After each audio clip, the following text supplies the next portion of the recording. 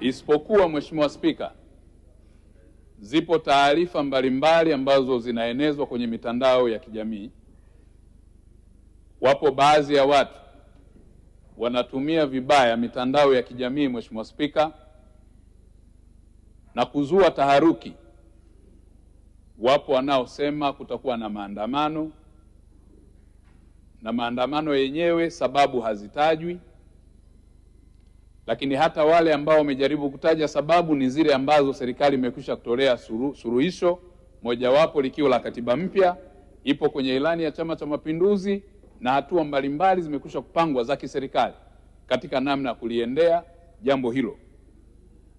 Lakini yapo maelezo mengine ambayo kimsingi yamekuwa ni ya kichochezi tu, yanafanywa na watu mbalimbali kwenye mitandao ya kijamii.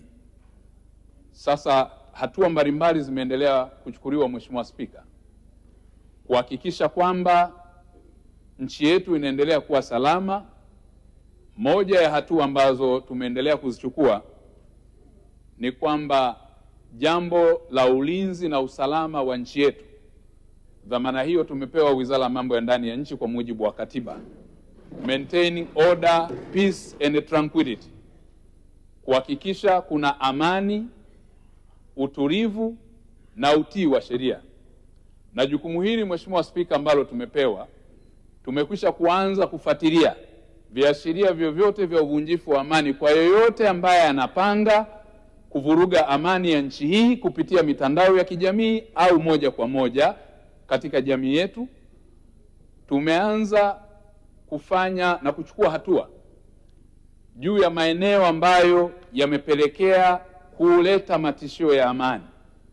Moja ya maeneo hayo, Mheshimiwa Spika, yamekuwa tukiyashuhudia kwenye mikusanyiko mbalimbali ya watu ambao wamekuwa wakitoa taarifa zinazohusiana na kuvunja amani ya nchi yetu.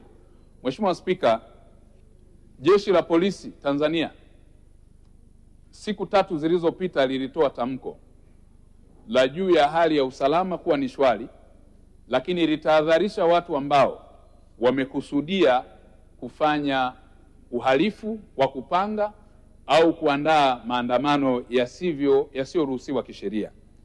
Kwa hivyo, Mheshimiwa Spika, kupitia nafasi hii, moja ni waelekezi na kumwagiza IGP Camillus Wambura atoe maelekezo kwa ma-RPC wote nchini katika mikoa, ambayo yatashuka kwa wakuu wa polisi wilaya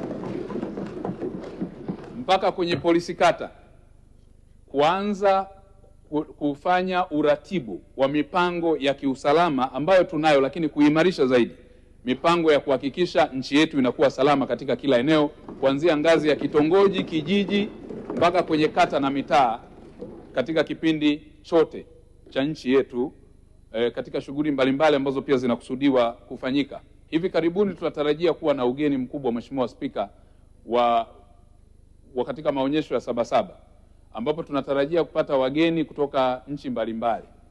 Katika kipindi hiki ndicho ambacho kinatusaidia kujijumuisha katika kujenga uchumi wa nchi yetu. Sasa katika kipindi hiki ambacho kuna chokochoko hizi, hatutaweza kumvumilia mtu yoyote kimsingi ambaye atafanya vurugu za aina yoyote.